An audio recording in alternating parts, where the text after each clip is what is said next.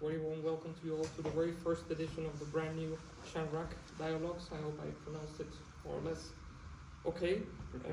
As some of you might know, the Shanyraq, the circular crown of the youth, the opening at the top through which the light enters, has a very sacred meaning for the Kazakhs as the symbol of home, family, prosperity and unity. You also see it in the national emblem of Kazakhstan.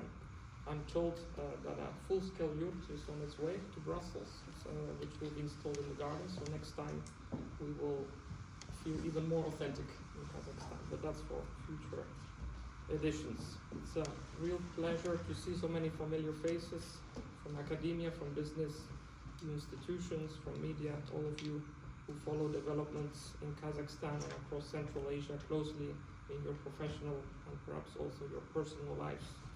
This series is designed precisely for you as an informal but substantive platform for discussion about the transformations taking place in and around the country and about how these developments shape Kazakhstan's engagement with the European Union and the wider world. You all know that Kazakhstan is transforming at a remarkable speed, and in the current geopolitical environment, Kazakhstan and the EU need each other more than ever. Any initiative that helps us better understand Kazakhstan here in Brussels is therefore most welcome, and for that our sincere thanks go to the Embassy and Ambassador in particular for launching this dialogue. Unsurprisingly, the topic of today's discussion is next week's nationwide referendum on adoption of a new constitution, which represents the culmination of the country's ongoing phase of political transformation. With Ambassador Roman Vasilenko, with Mr. Georgi Gotev, the founder and editor of EU Alive, who needs no introduction here in Brussels, and with you, the audience, we will explore several key questions. Why a new constitution is needed and why now? What differentiates the proposed constitution from the current one? How might these changes affect governance, political pluralism, and the system of checks and balances? And of course, since we're in Brussels, what this means for Kazakhstan's engagement with the European Union and its member states. As many of you know, Kazakhstan has been pursuing an ambitious reform trajectory since President Kassym-Jomart Tokayev acceded to the presidency in 2019.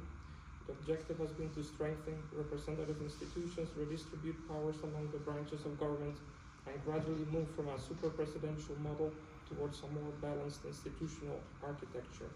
The current constitutional initiative, therefore, is a natural continuation of that process. Whereas in the first decades of independence, it was all about building institutions from scratch, consolidating statehood, forging national identity, preserving interethnic harmony, and ensuring stability, the current phase is all about improving the quality, accountability, and resilience of those institutions of national governance.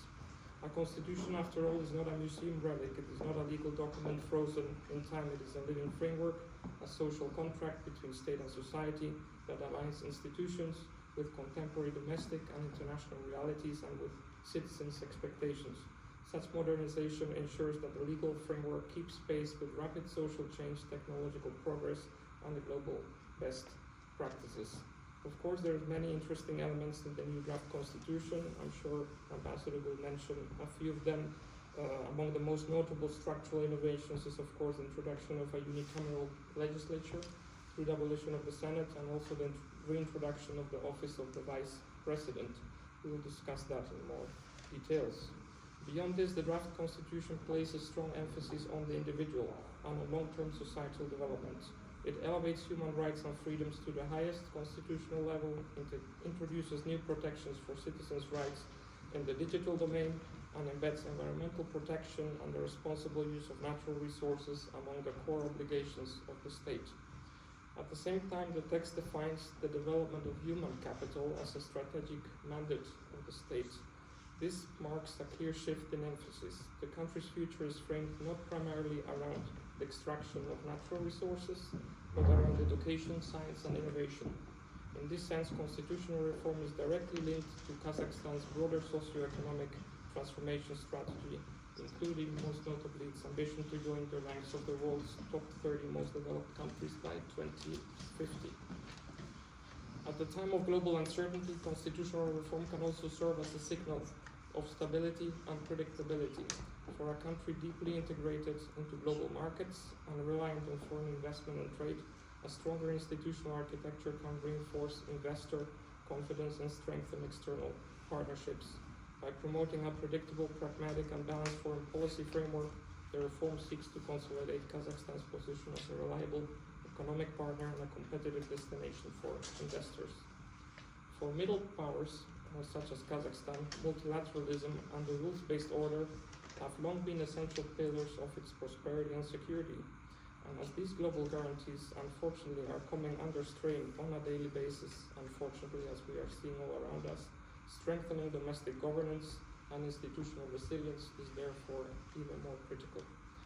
So today's discussion is not only about legal text and constitutional law, it is in essence about political evolution, about state building, governance, and the international positioning of Kazakhstan. It is about how internal reforms intersect with external partnerships and how Kazakhstan envisions its future role in Central Asia and beyond. So, Ambassador, with that, I'll give you the floor, and then we'll turn to Mr. Gotti. Thank you so much, and dear Alberto, dear Ambassador Stiprice, dear guests, friends, dear Mr. Gotyev, welcome once again to our embassy and to this Shanyraq Dialogue series. Indeed, we are under the Shanyraq, and as Alberto just mentioned, this is the first such event, but in the not too distant future we hope to establish and set up the real proper Europe just outside, and we will be happy to welcome you there for continued discussions under the Shanyraq, which will be focusing on various aspects of Kazakhstan's development, its relations with the European Union and beyond. So it won't be only about politics, it will be about economy, culture, society, people-to-people ties, history, archaeology, etc., etc. So I hope it will be interesting and useful for you at the same time. Before I proceed with the main subject of today's discussion, I would like to, of course, comment on what's going on in the world, so that you, from the position of Astana, so that you know where we stand. Well, of course, we are closely following the situation in the Middle East. President Tokayev sent personal messages to the leaders of several Arab countries, United Arab Emirates, Saudi Arabia, Qatar, Bahrain, Kuwait, Jordan. He spoke to many Arab leaders, including the leaders of Qatar, UAE, and Bahrain, expressing his sincere support and solidarity with the peoples of those countries during the challenging time. He also condemned all military actions aimed at undermining the sovereignty and security of states that are friendly and brotherly to Kazakhstan, meaning the Arab countries. He called for restraint from actions that could lead to an escalation of the situation, and once again emphasized that any international conflict must be resolved exclusively through diplomatic means. An hour ago, the spokesman of our Ministry of Foreign Affairs issued a statement expressing deep condolences to the people of Iran over the loss of civilians, including children. As a result of the recent tragic events, the Kazakh side also reiterated its regret over the attacks on civilian targets in Arab states, not participating in the war against Iran, with which, meaning the Arab states, Kazakhstan has consistently developed friendly and comprehensive relations of cooperation. As emphasized in the statement, compliance with international humanitarian law requires special protection of civilian objects and civilians during conflicts, and Kazakhstan, as one of the initiators of the global initiative to galvanize political commitment to international humanitarian law, emphasizes the importance of preserving humanity in armed conflicts. And the statement further reaffirmed our unwavering commitment to the need to resolve international disputes and conflicts through political and diplomatic means, while strictly adhering to international law and the UN Charter. I shared this statement with some of the friends here in Brussels, and they said, sounds exactly like the EU. I said, well, maybe not exactly, but very close to what the EU has stated on the subject. Back to events in Kazakhstan and the upcoming referendum. On February the 11th, less than a month ago, President Tokayev signed a decree setting the date of March the 15th for a nationwide referendum on the adoption of a new constitution, with the people having a choice between voting for or against the proposed draft of the new constitution. But there was, of course, a lot of work preceding the announcement. The starting point of the constitutional reform was the President's initiative to establish, as our moderator mentioned, a unicameral parliament in Kazakhstan.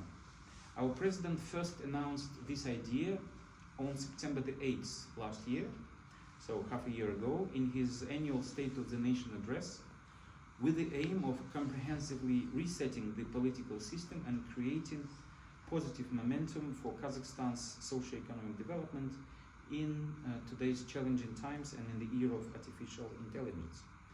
As early as October the 8th, so a month after his statement, a working group on parliamentary reform was established. It brought together prominent legal scholars, experts, representatives of political parties, and civil society organizations.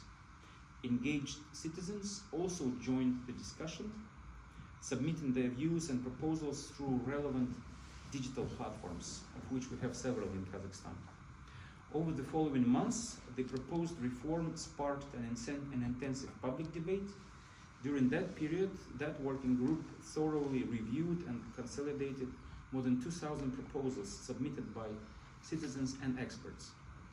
After the fifth session of what is known National Kurultai, a consultative body under the President, in January, President Tokayev summed up the public consultations on the parliamentary reform and presented his overall vision of the upcoming changes. He noted that the initial expectation was for amendments to affect around 40 related articles of the Constitution, which was 40% of the Constitution, which has currently about 100 articles. But public discussions made it clear that the scope of proposed changes could be far broader, extending to many other sections and provisions of our basic law. So as a result, in January, the President issued a decree establishing a constitutional commission, which brought together 130 members, including representatives of that consultative body, National Kurultai, leading legal experts, senior officials from central government bodies, media leaders, chairs of local legislative assemblies, members of regional public councils, and representatives of the expert and academic communities. So that way, all social groups and regions of Kazakhstan were represented in that commission. Chair of our Constitutional Court, Elvira Azimova, led the commission's work with two high-ranking officials, State Councilor Yerlan Karin and Deputy Prime Minister Aida Balayeva, serving as her deputies. So the commission proceeded to examine proposals to amend the constitution submitted by citizens, political parties, etc. For the first time in our history, such large-scale work was carried out in a fully open format. What I mean is that all commission meetings, and I think there were 14, were broadcast live on online platforms and social media for hours, ensuring public oversight and broad civic engagement. Transparency was further reinforced by the publication of an interim draft of the new constitution for nationwide public review. As part of the public consultation, another set of comments and proposals, nearly 10,000 of such comments and proposals, were submitted to the Commission via the e-Gov, e-government, and the e-Otenish, so e-proposal platforms. This unprecedented level of civic participation gives the new constitution a genuinely, or the new draft rather, of the constitution a genuinely popular character. At the same time, open discussions involving experts and civil society representatives were held across various political and public platforms and in the media. So the Commission reviewed those and introduced additional provisions and editorial refinements to the draft, which was eventually put forward for the referendum by the President. So the new draft of the Constitution is the product of an open public debate and comprehensive consideration of the proposals from citizens, parties, civil society representatives. And one can say that the text reflects the maturity of Kazakhstan's statehood at this stage and its strategic commitment to progressive development. Overall, the draft constitution is indeed human-centered. It reflects contemporary societal values and core state principles, and is aimed at enhancing the effectiveness of political institutions. A defining feature of the new draft is its strong focus on human rights. Fundamental rights and freedoms are enshrined not only in the new preamble to the Constitution, but also established as a core priority and guiding principle of the entire Constitution. The preamble affirms unity, solidarity, and interethnic harmony, which is no small thing for Kazakhstan, a country of 130 ethnic groups, as the foundations of our statehood. Sovereignty, independence, and the unitary nature of the state, as well as the territorial integrity, are defined as immutable core values. At the constitutional level, the ideas of a just Kazakhstan, that's the flagship policy of President Tokayev, the principles of law and order, respect for nature, and the recognition of the people of Kazakhstan as the sole source of power and bearer of sovereignty are firmly enshrined. For the first time, the draft constitution includes provisions safeguarding citizens' rights in the digital environment. A dedicated article on the advocacy and practice of law is also introduced. Special emphasis is placed on the development of human capital, education, science, culture, and innovation. And this marks a fundamental shift, underscoring that the future of the state is determined not so much by natural resources, of which Kazakhstan has quite a few, but by human potential and the achievements of our people. The draft further clearly delineates the separation of religion and state and affirms the secular nature of the education system. It further establishes that the marriage is a voluntary and equal union between a man and a woman, and support for national culture and the preservation of historical and cultural heritage are enshrined as fundamental constitutional principles. And the draft, I should also add, also reaffirms the permanent ban of the death penalty. Among the key innovations of the draft constitution is the establishment, as already was mentioned several times, of a new unicameral parliament, which will be called the Kurultai, which is Kazakh for the gathering, the Congress, composed of 145 deputies and vested with expanded powers. Its members will be elected under a proportional electoral system with a 5-year term of office. And this system is intended to strengthen the political parties' human resources policies, enhance their institutional role, and increase their accountability to society. The draft, as already was mentioned, indeed also envisages the reintroduction of the position of a vice president to be appointed by the president with the consent of the parliament, and establishes a new nationwide dialogue platform, not the parliament, but it's a consultative body called the People's Council. And it will replace what currently is known as the Assembly of the People of Kazakhstan, where leaders and community leaders of all those 130 ethnic groups are represented.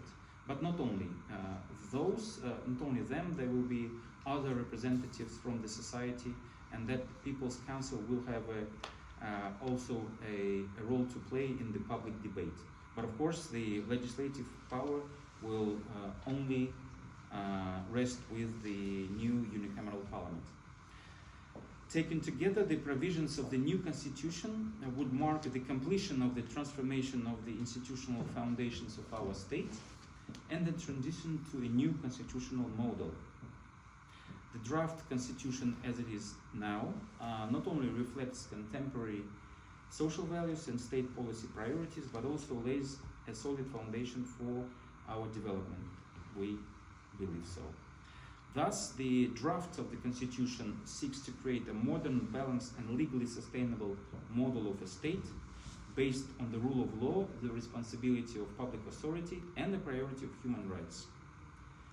We are shaping thus a political system that is more open, more accountable, and more responsive to the aspirations of our people. The final decision on adopting the new constitution will be made, of course, by our people at the referendum in 13 days, on Sunday, March the 15th. Dear friends, today, thus, Kazakhstan stands at a defining moment of our history. The adoption of the new constitution will not be, if it is adopted, will not be merely a legal reform. It will be a decision on who we are and where we are going. And one hopes that the outcome of the referendum will reflect the strength of our unity, the confidence of our society, and our belief that the future belongs to nations that invest in people, justice, and opportunity. We expect that this step will also give a new momentum to our strategic partnership with the European Union. As our institutions grow stronger and our governance becomes more transparent and citizen-centered, we will draw closer to the principles that unite us with the European partners: the rule of law, the respect for human rights, and they believe in dialogue as the path to progress.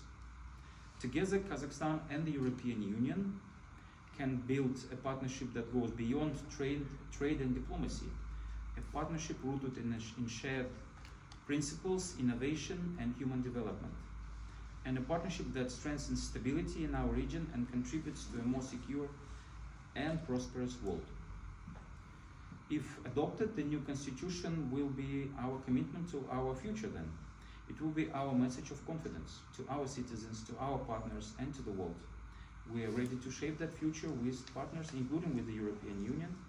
So on that, I'd like to conclude my remarks. I'll be happy to participate in the discussion afterwards, but of course after we hear our distinguished colleague and friend, Mr. Gotiv. Thank you.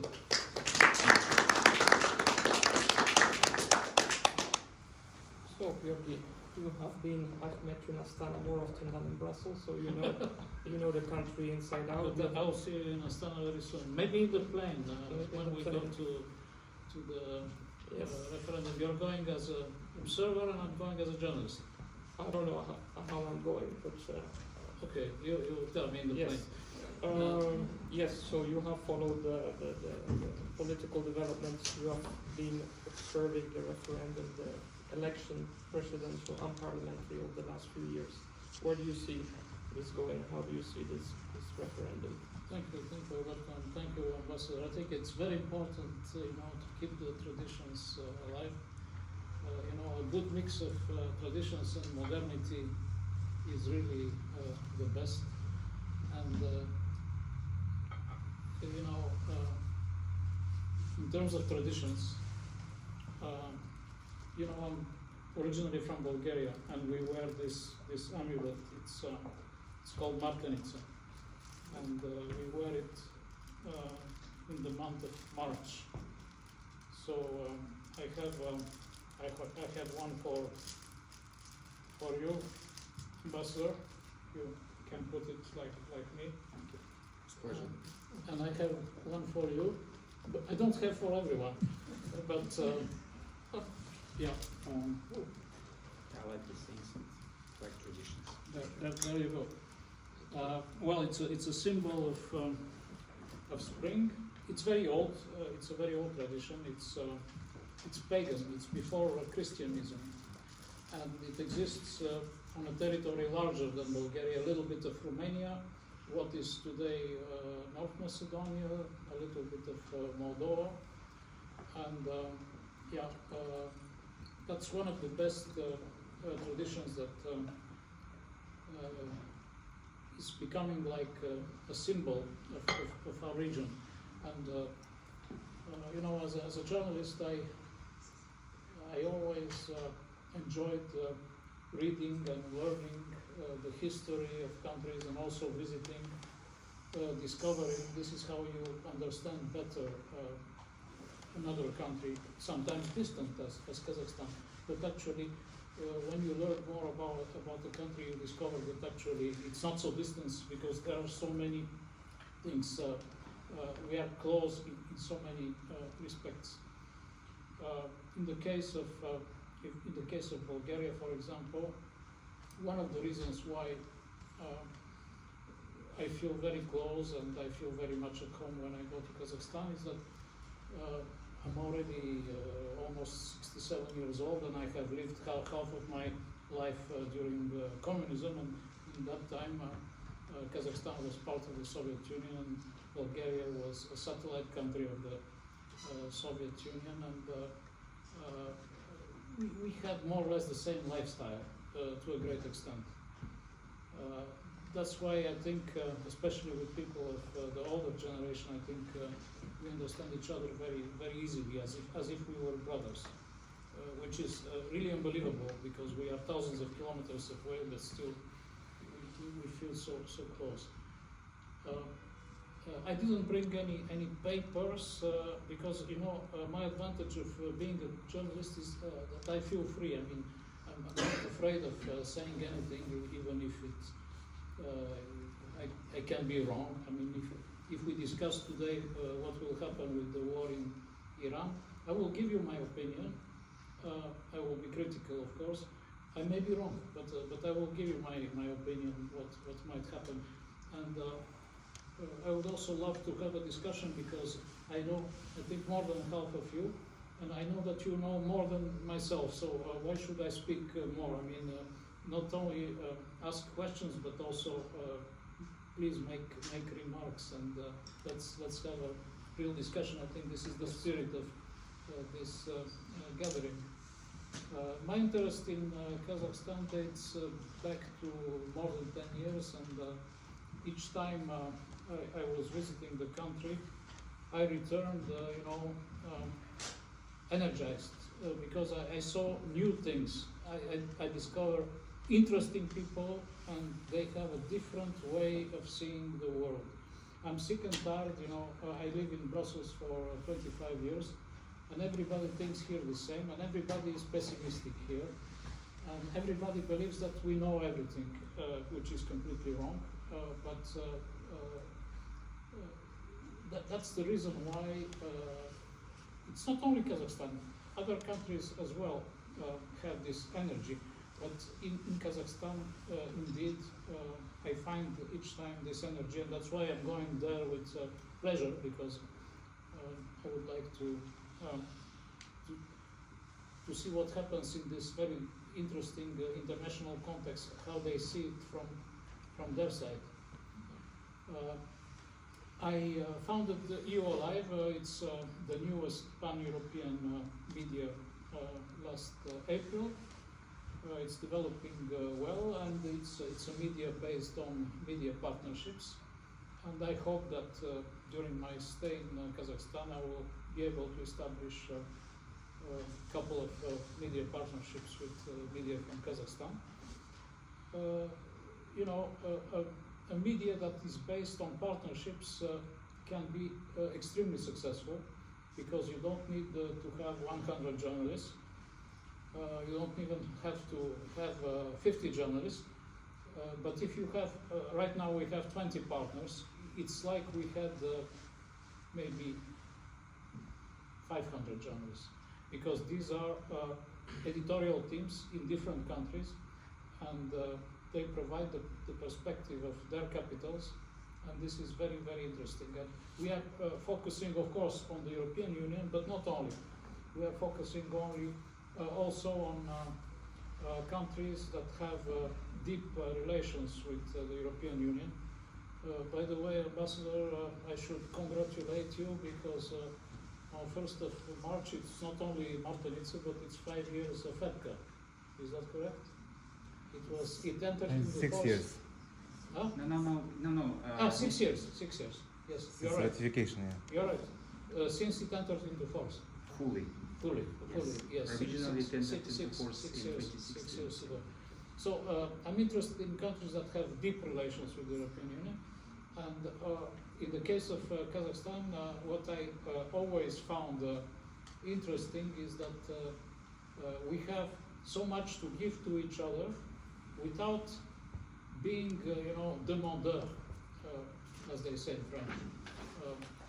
a lot of countries want to join the European Union. Well, Kazakhstan doesn't want to join the European Union. Kazakhstan wants to have very strong relations with the European Union. I understand that very well because it helps Kazakhstan balance its international posture.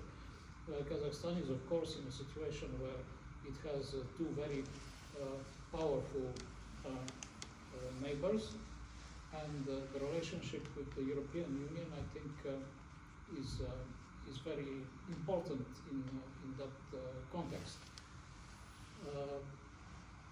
Not speaking about the big events that shape the world, the war in Ukraine, the election of Donald Trump as President of the United States. We can discuss this later if you want in the Q&A, but I notice, of course, that Kazakhstan joined the Board of Peace of Donald Trump. So did my country. I'm very unhappy about it. But I know the reason why Bulgaria joined, and I know the reason why Kazakhstan joined, and these are completely different reasons. For Kazakhstan, of course, it's the same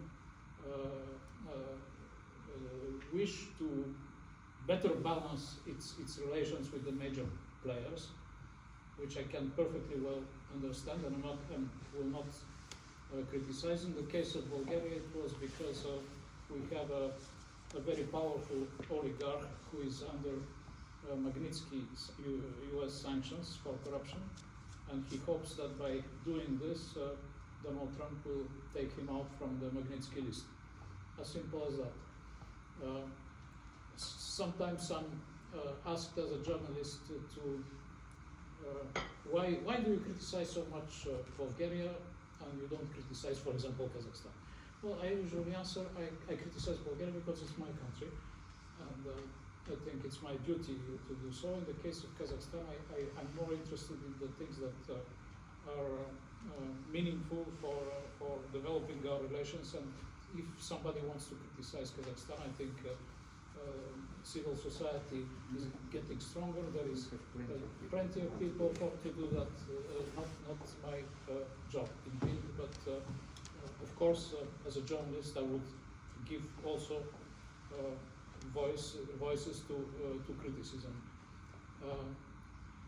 Regarding the subject of our meeting, that is the draft of the constitution, which, by the way, I read. It's 10,000 words. I read it slowly because I was often comparing it with other constitutions, and especially the constitution I know best. It's the constitution of my country. By the way, it's very similar in many respects because it's a unicameral parliament. There is a position of vice president. There are differences, of course. For example, in the Kazakhstan draft constitution, there is no possibility for dual citizenship, which we Bulgarians have. By the way, I'm Bulgarian and Belgian citizen. I call myself Bulgarian.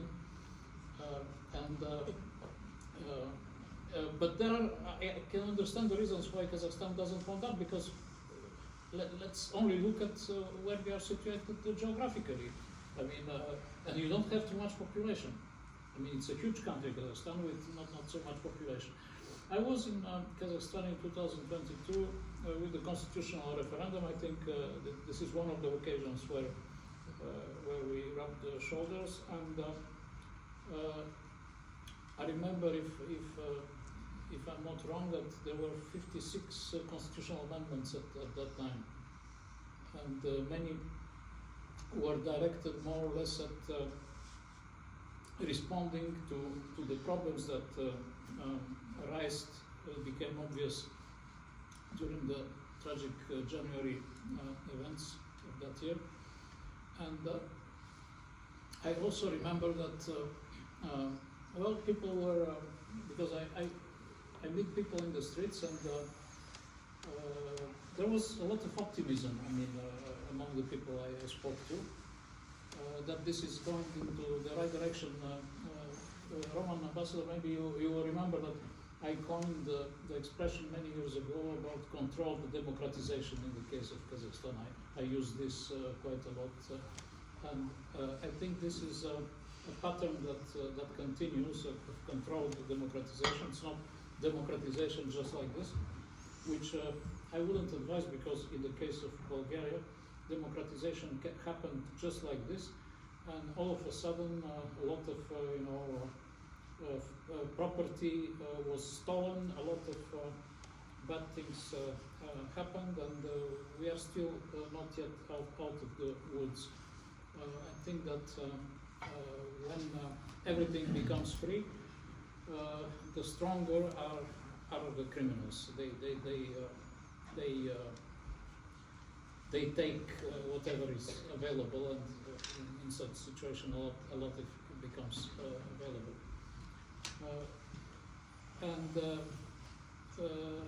I think another expression sort of I helped coin is Kazakhstan as a middle power. Middle power. I found that in a report by a German think tank for the first time, and I found this important because I didn't see it previously. That was maybe 5 years ago, and I realized that middle powers are quite different. Some of those countries are really large, like say Australia is a middle power. It's quite large, or Canada is quite large. But sometimes a middle power can be a country with a smaller population, like in the case of Kazakhstan. And I think that the role of middle powers becomes very important in this crazy world we are living in. When I accepted Ambassador, your kind invitation to come for this discussion, we didn't know that there will be a war in Iran. For me, it's not just attacks. It's a full-fledged war, and we don't know really how serious it can be in the regional plan, and how it will be, how it could affect our region, Europe, but also your region. When you look at the map, Kazakhstan and Iran, they don't have a land border, but they have a sea border, the Caspian Sea.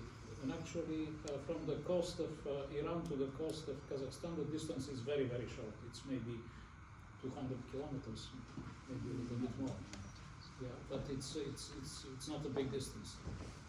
And yeah, I mean, these are issues that we could jointly discuss. In terms of what I find important in the case of Kazakhstan is that there is a lot of optimism, because people, the life of people is changing for the better. On one occasion, I discussed with a young lady, I think she must be in her 40s, who told me that she's a family, her parents were separated or divorced. She lived only with her mother, and their income was very modest. And she told me that in her life, when she was young, she never ate meat. And in Kazakhstan, where meat is like staple food, it's traditionally it's very important. That's really striking. And she said our life has changed enormously. So this is this optimism that I find, and also in Kazakhstan, what I often find is that this modernity. I mean, a few years ago, I was taken to an institute where I discovered that in Kazakhstan people have the so-called electronic portfolio.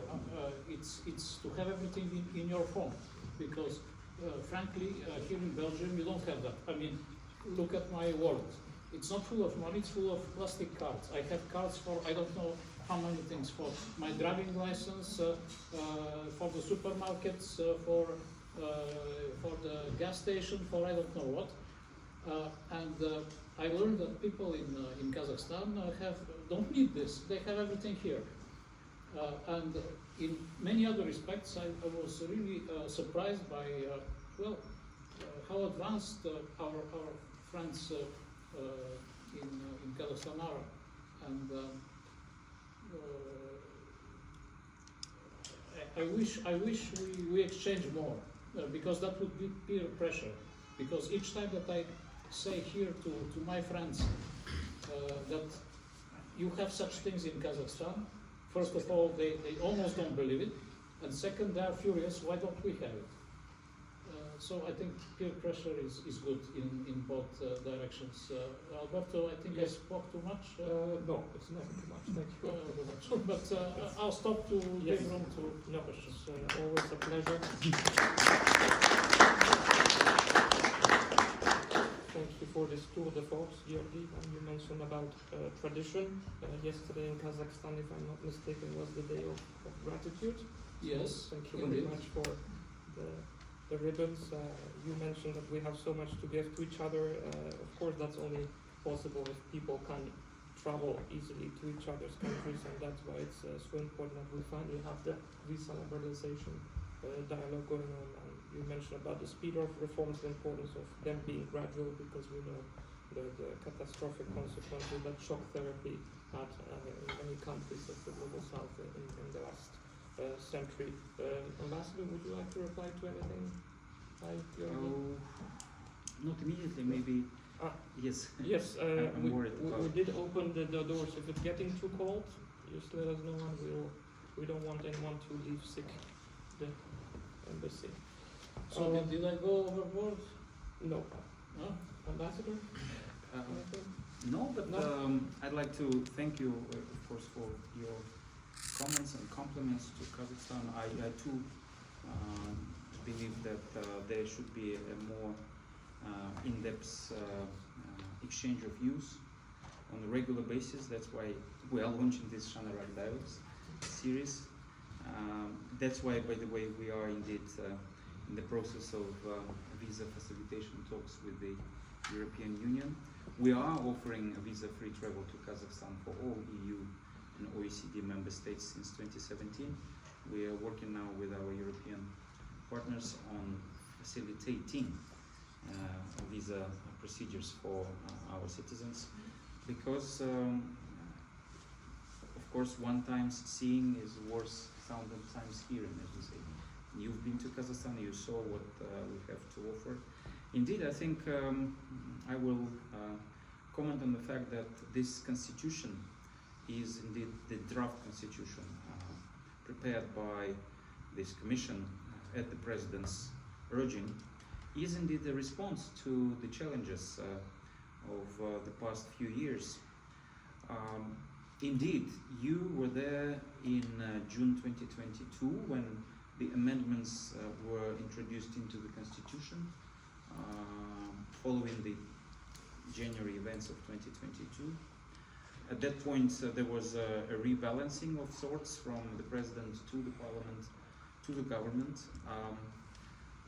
But I think that it was the president's understanding that perhaps a deeper set of reforms was needed, and that's why all this process of the past 6 months, and that's why this referendum, that's why this constitution is offered to the people for their vote now. So indeed, we are not living in a vacuum. We have huge neighbors next to us. We have, of course, since 2022, the war in Ukraine that is also affecting our neighborhood, our interests, as well as is well known. Kazakhstan is a major oil exporter, and Kazakhstan's oil exports were affected by the attacks on the CPC infrastructure in the past several months. But that's a more vivid example. There were, of course, thousands and thousands of other examples of how Kazakhstan is affected by this global upheaval. And yes, we are regional neighbors to Iran, so this war is not going to be without major consequences for the entire region beyond the Middle East, meaning the Caspian Sea. For us and the European Union, the Caspian Sea is a sea, a lake, one may say, legally not legally, formally it's a lake. We of course call it, it's the biggest lake in the world, so it's called Caspian Sea, and it is a connecting factor for the middle corridor that Kazakhstan, our neighbors in Central Asia, want to develop along with the European Union, along with China. So as we see the upheaval in the northern corridor through Russia and through the Strait of, through the Red Sea, we obviously are mindful of the importance of that development continuing in pace. So in a nutshell then, the constitutional reform in Kazakhstan is there to strengthen the resilience of the political system in the country, facing a very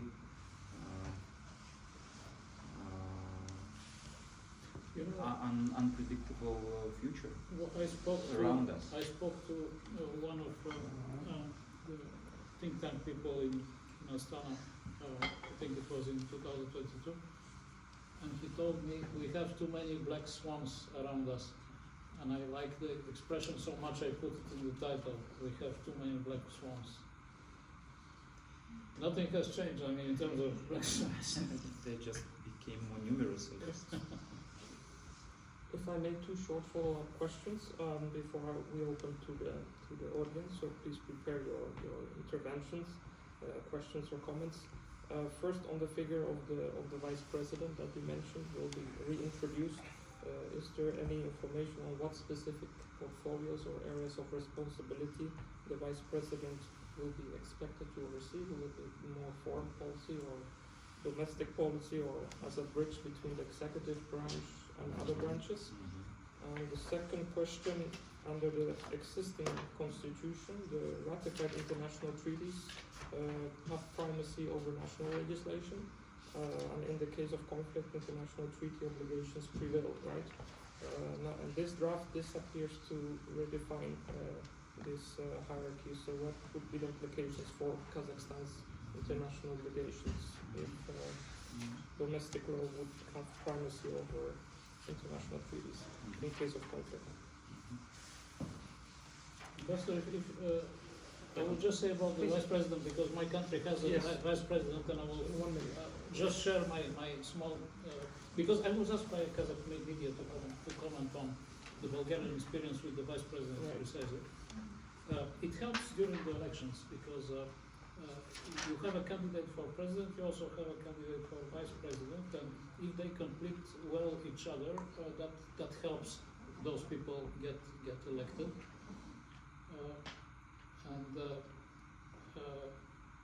Like, you know, in the case that the most recent case, we had a president who came from the military, and the vice president who is a woman and who was a journalist. So these are completely different backgrounds, and I think that really helped this couple, if we can call them like this, win the elections, and they have stayed popular throughout the whole mandate, which is quite important, and doesn't happen all the time.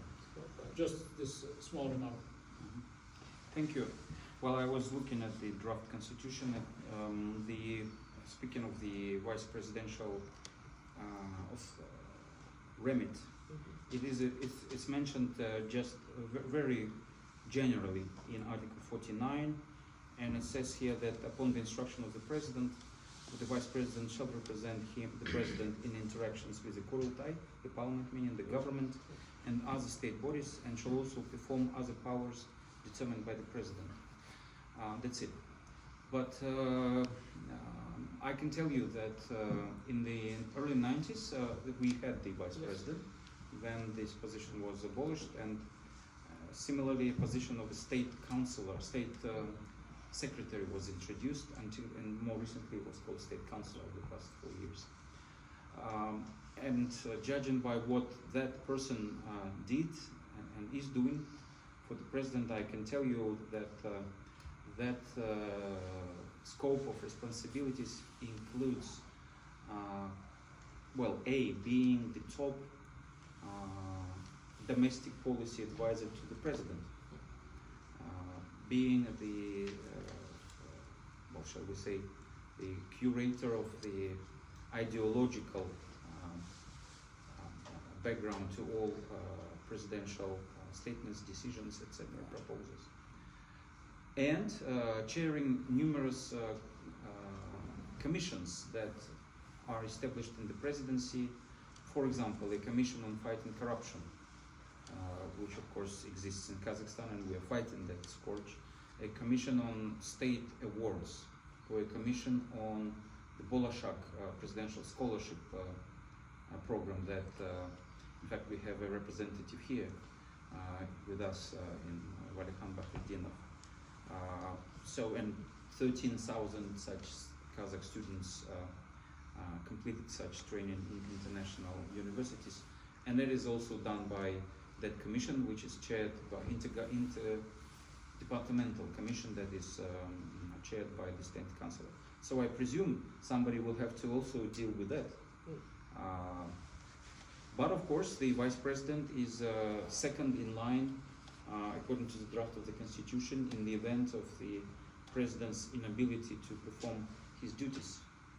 So that is something that is creating the clear line of succession, and it's the president, the vice president, the speaker of the Kurultai, and then the prime minister. So that's as far as the that position is concerned. As far as the international law, you know, I can't remember where it is, but it's also in the preamble, and in the first articles it states that Kazakhstan is the state that respects the it's a city, or not a city, it's a state that respects law, including international law. And I guess this is the explanation for why this is just stated as such in the new draft constitution. Okay, thanks a lot. Well, we have representatives from business, from media, academia. The EU Special Representative for Central Asia is here with us. Thank you very much, Mr. Price. Yes. I have a question. Thank you. I have a question. Maybe you could introduce. Okay. So my name is Jean Dravender. I'm a consultant in the legal sphere. Next to that, I'm also representing the Brussels Diplomatic Academy, where I'm the advisor on the CIS countries. I know Kazakhstan for quite some time in the meantime. I remember that I still needed a visa to go to Kazakhstan. So my relationship with Kazakhstan is already that old. I must admit that I share the same view about the feeling in Kazakhstan. There's a good vibe, there is a prospect, there is a future, people are enthusiastic. And I relate this to my experience. I was one of the first lawyers going to Poland and to Czechoslovakia. It still is called Czechoslovakia. After the fall of the Berlin Wall. And I experienced the same optimism and enthusiasm in Central Asia as I did in the 90s in Central Europe. Now, having this experience in Central Europe and also in Central Asia, and from a legal perspective, I was wondering if there has been made a kind of an assessment on how the new constitution would impact the national laws, legislation as such. According to me, the biggest or the strongest guarantee for a state and for democracy is the legal system. So the legal system needs to be upheld, and we have in Belgium, of course, the Constitutional Court that supervises whether or not legislation is in accordance with the Constitution. This is not only, let's say, theory, or let's say it's not an academic approach, but it also is relevant when you go in litigation between two civilians. So if two people go to court and there might be a problem with the Constitution, they can submit this question to the Constitutional Court before continuing proceedings before the regular courts. So my question is, in what way could the new Constitution impact the existing law and jurisprudence, and has it been made an assessment about it? Thank you. A few remarks. If the Constitution is adopted on March the 15th, it will enter into force on the 1st of July this year. Before that, the current bicameral parliament will have to pass several numerous constitutional laws, such as the law on election, because we are changing the system again. Now it's a mixed system of proportional and majority system. It will be simply proportional, again, if the people vote for the constitution. There will be other laws that will have to be changed on the parliament, on the political parties, etc. So this is what is in the short time span that we expect if and when the constitution is adopted. After that, the president will have 1 month to announce the election to the new unicameral parliament, and then after that the elections will have to take place within 2 months after such pronouncement. The constitution, the draft constitution says that the standard beginning of the session of the parliament is the first working day of September. So theoretically it is possible that this election may take place over the summer, and in September we'll have a new unicameral parliament, which will then proceed to adopt other laws. But of course there is such a thing, and you as a lawyer understand that there is the continuity of all the laws unless they are changed by the new by another law.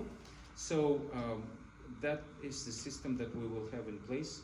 So gradually I believe that there will be further laws that will be adopted to adapt the realities to the new constitution.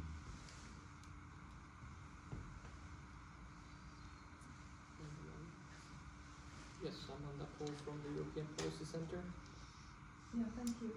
I don't have a question on the Constitution. I would have a question on foreign policy, if I may.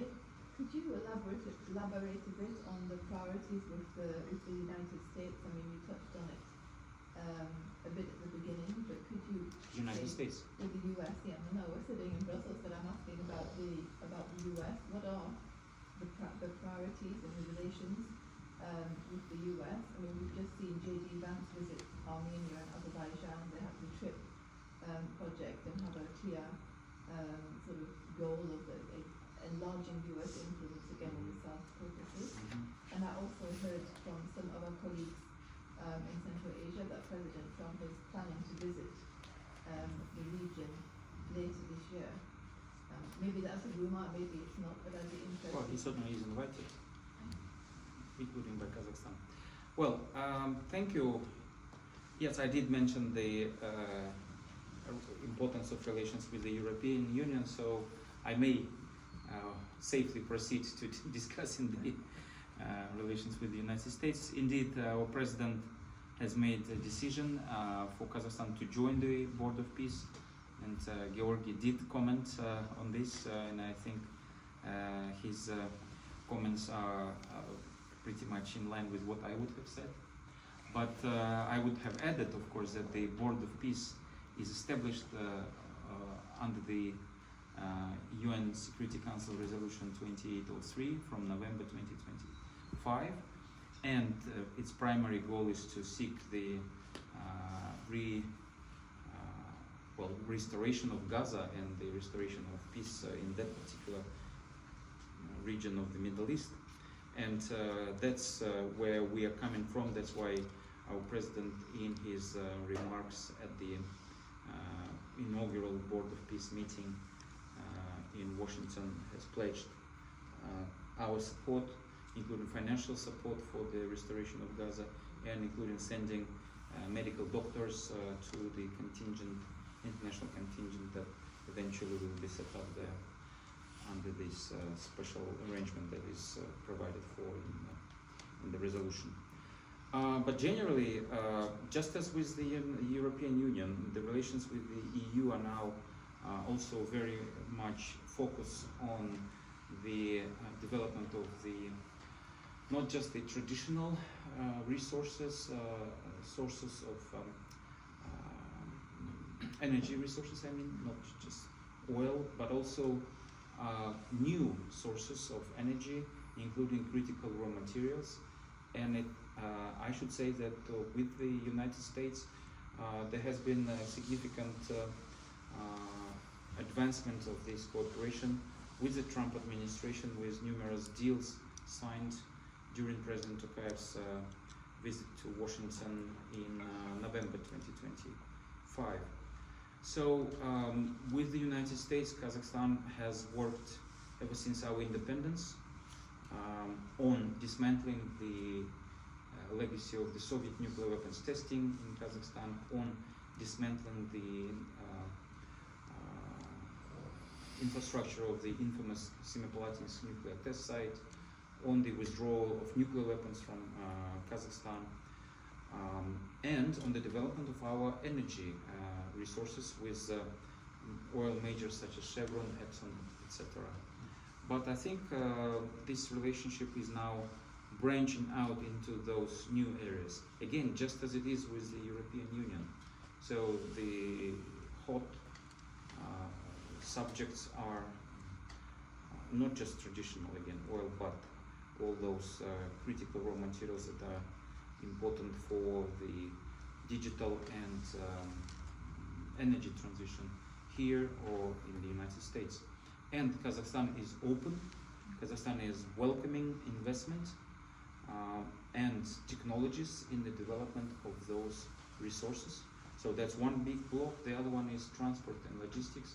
And for us, the peace and stability in South Caucasus is just as important as for those countries there. So, I mean, Armenia, Azerbaijan, and Georgia. So, therefore, we have welcomed this process of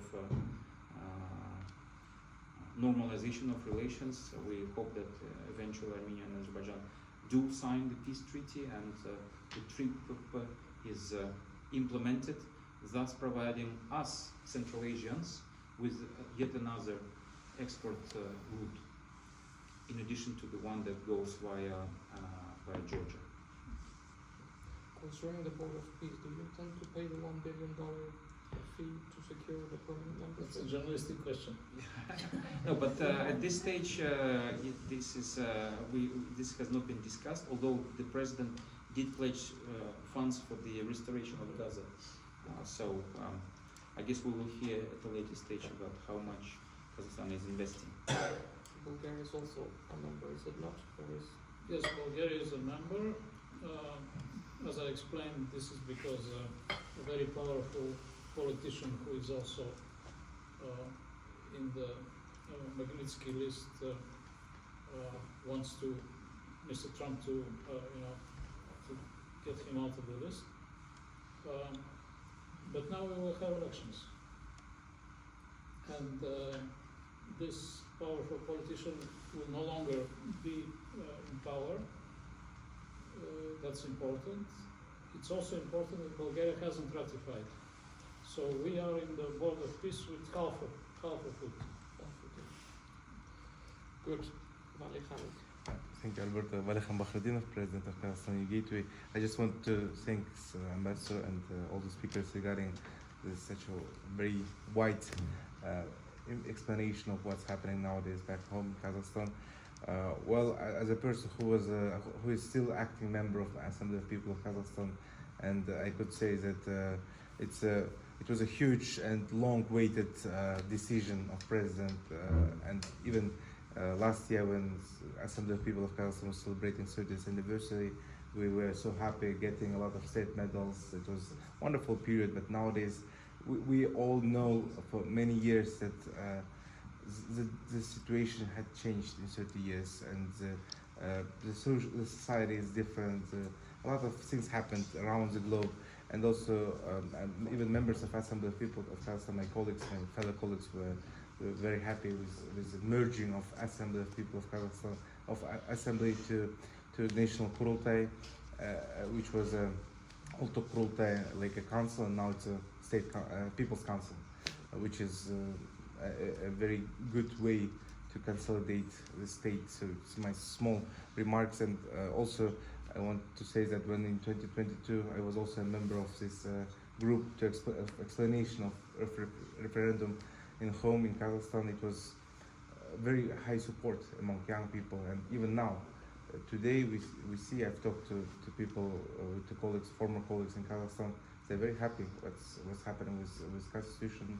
It's a huge step in consolidating of the whole nation toward, in this geopolitical turmoil, and as a president, as a person who had worked in UN bodies, he's a very high professional in putting the right accents in the current institutions. So.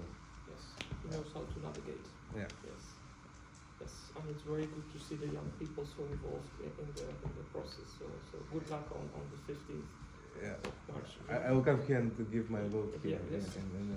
Yeah, there will be an election You will have precinct a here in this polling room, station. in this room, against this banner. Right. Quick, Yeah, it's short. a very short one. Coming back on the constitution, Yes. if I understood correctly, it is embedded in the constitution that a marriage is between a man and a woman. So my question would be, what about homosexual relations? So aren't they able to marry? That's the first question. Secondly, if that is the case, don't you expect some opposition from the EU where the individual rights, regardless gender and sex, is, let's say, one of the strongholds of liberal way of life? You see the opposition growing in Hungary and Poland against. Okay. So my question would be, so if it's excluded, don't you expect some reluctancy from the European side of that topic? Thank you. Well, as you yourself mentioned, there is no unified position in the European Union, with several countries opting to, well, they're mostly Catholic countries. I served in Slovakia, I know what I'm talking about. But in Kazakhstan, the homosexual relations are not prohibited. They are allowed according to the law since 1998, since after the collapse of the Soviet Union, the respective criminal punishment for this type of relationship that existed since the Soviet times was removed from the legal space. But the marriage, even at this stage, is not, there is no such provision that the same-sex marriages are allowed. So this constitution, in the text that is provided now, will simply reconfirm what is already an existing and dominant position in the society in a secular yet Muslim majority country. But it is not a criminal offense. No. You see, but Bulgaria is a Orthodox Christian country, but still it's the predominant view that marriage should be between men and women, and homosexuals are free to live together, but the majority of the people in Kazakhstan are indeed ethnic Kazakhs, making up about 70% of the population, but the remaining 30% are made up of Russians, Ukrainians, Belarusians, Uzbeks, Tatars, Chechens, Germans, Bulgarians, etc. Maybe some Italians. Germans. Greeks. I mentioned Greeks, Pontian Greeks. Yes, Greeks, of course, yes. So the Kazakh language is increasingly developing, becoming the lingua franca in Kazakhstan, but the Russian language still plays an important role, and that's a decision, sort of, I think, a Solomon's decision to keep that provision in such a way. You have Koreans also. Yes, 100,000 Koreans. Before we conclude, just do we have time? Yes, we should have time, and then we will have some something to Just introduce yourself. replenish ourselves. Very short, one comment and one question. Thank you very much, Excellence, and distinguished speakers. First comment is that I hear that this new constitution is very humanistic and environmental based, and I think it's the best way to deal with black swans. This is our subject. My name is Michel de Kemet from Club of Brussels. We are studying those polycrises upcoming, so it's a very optimistic way. And so this country looks like to be the biggest one block of piece of paradise in the world. It's huge. So it's really something that's very, very valuable. We, in our country, in Belgium, we destroyed quite a lot of the pieces of environment, and the people also are crushed into a system that's now in bankruptcy. So my question is, actually, with the incredible dynamics you explained us, this multi-stakeholder work, bottom up, I have never heard of that kind of quality work yet. So you are leapfrogging a lot of democracies. Would it be possible to have the roadmap of what you did? So maybe we can talk to the Belgian government, they can learn something from it. Because we are in an institutional... At least the expediency. Yeah. It's all documented. I presume there will be a lot of doctoral dissertations written about this process that is being done. But we are there, of course, always open to share our experience. There's a question there. One more question. Back. Yeah, the lady there. Yeah. I'm Kate O'Riordan, a researcher from the Brussels Institute for Geopolitics, and my question concerns foreign policy, and really picked it up specifically on middle powers and how Kazakhstan has been labelled as a middle power. And I suppose in the context of the current situation and missile strikes even this weekend, and in Davos just last month, Mark Carney, Canadian Prime Minister, had mentioned middle powers needing to band together, and I suppose I wanted to hear a bit more about your perspective and your understanding as from Kazakhstan as a middle power at the moment. To me? Yes. Okay. Indeed, we don't take this designation as a middle power lightly, and it was 3 years ago, frankly speaking, when this German institute, SVP, I think it's called, in Berlin, identified Kazakhstan along with maybe 10 or 12 other countries such as Turkey and a handful of others as countries that can indeed contribute and can punch above its weight. But we understand how much of a pressure it puts on a country. A country needs to deserve such a designation and needs to contribute to the resolution of global problems.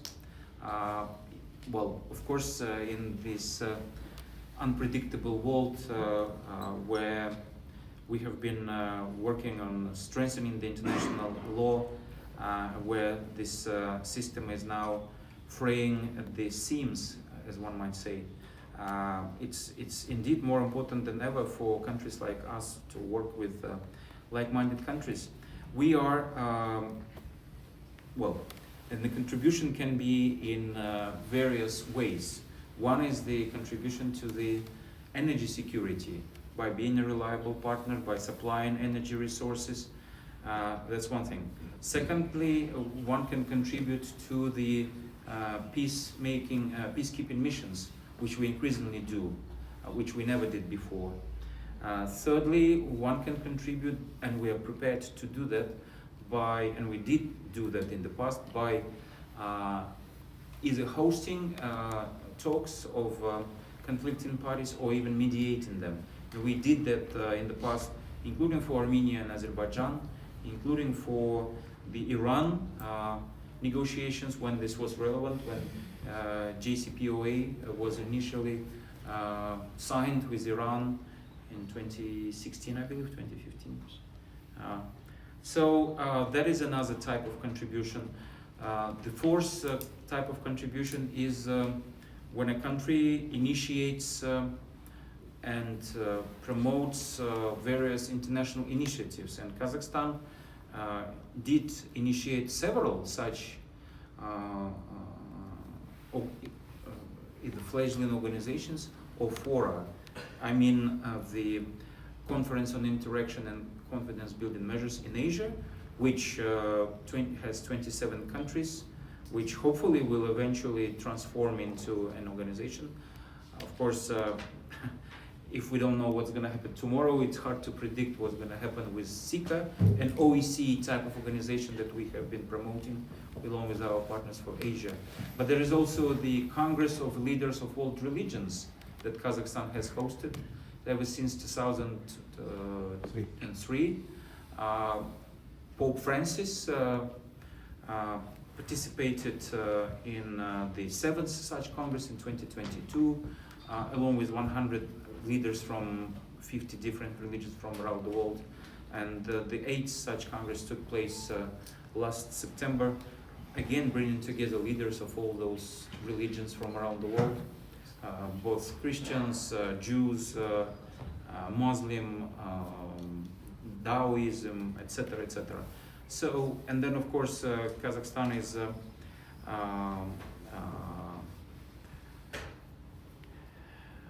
by doing all that, one can hopefully realize its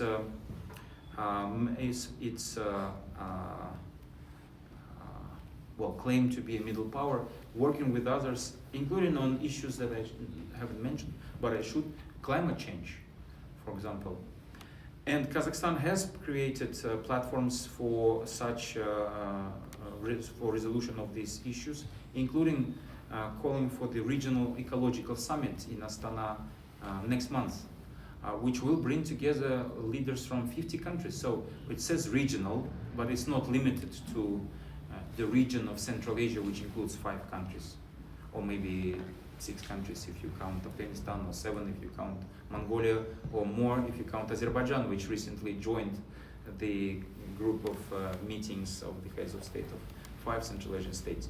So this is what we see as our role as a middle power. And there are, of course, a lot of issues in the world that can be addressed by those countries that can work together.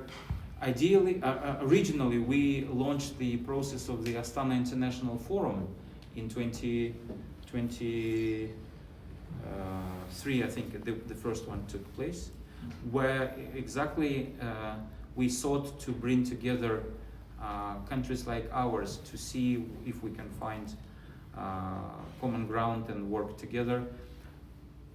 At that point, focusing on restoring at least some kind of dialogue at the global level, helping to be, somebody called us,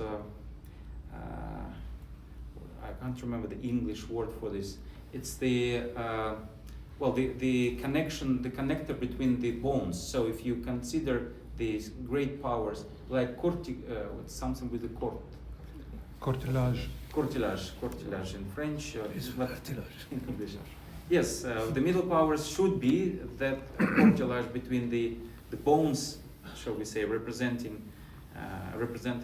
by the great powers. So we are ready to play that role. Anything to add? No. Well, I think that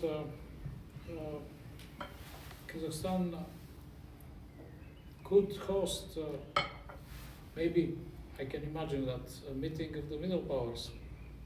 Yeah. Why not? Well, this is a subject that is also very wide open to doctoral and postdoctoral study, what is a middle power, who is a middle power, how they can work together, and No consensus yet.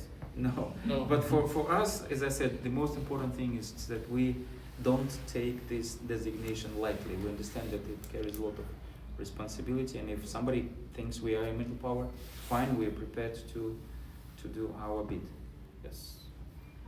Just a short remark. We agreed with Roman Yurovich that the Shanyraq Dialogues will be, Kazakhstan UGAP will be a partner in future dialogues, and we are happy to host to be a partner in such dialogues, because in my point of view, without analytical discussions or work of think tanks and gathering and making a knowledge institutions, cooperation here in Brussels, any actions is a bit hard to realize. Yes. Next time in a full yurta. Yes. And this one was on the record, because if you want, anybody wants to quote me, I mean, I didn't spend, and my colleagues didn't spend so much time to prepare my remarks for it to be off the record. So it's on the record, but we will then change depending on the subject. For example, one of the future guests would be a person who, his name is Claude Bruir. He spent 4.5 months last year traveling from Brussels to Shanghai, 12,000 kilometers, after having defeated cancer, and he did this to collect money for cancer treatment. Did it on a bike, and he already agreed to be one of the guests, one of the speakers, sharing his tidbits from his movie, his documentary, and sharing stories. Well, since he did pass Kazakhstan, he'll be talking about Kazakhstan as well. He spent the most time in Kazakhstan. No, not the most. No? No. He spent 40 days in Russia, for example. He Russia. told me. In Kazakhstan, maybe a couple of weeks. He went through the north then. Yes, he did go through the north of Kazakhstan. Very good. Well, I would like, maybe, Mr. Steve Price, you have any final words? It is difficult. I mean, the discussion itself was very enriching. I would say just to keep in mind that of all countries of Central Asia, Kazakhstan, due to its geographic position, is the one which, in theory, may apply for EU membership. That's right. Just keep it in mind. That's right, yeah. You are already in the UEFA and you are already in so many. Yes, and when Georgi was mentioning how he felt energized every time he goes to Kazakhstan, and how Belgium is in Belgium he doesn't feel like that, I always think to myself, yes, if only this energy can be somehow translated into, say, football achievement, because when we played Belgium, it was 6-0 here and 1-1 in Kazakhstan. At least not 2 losses in a row. No. Very good. Well, I suggest we continue the Yes, conversation yes, over yes. some You're all invited Kazakh snacks. to Kazakh snacks and tea in Yes. the next room. Yes. Thank you very much for coming.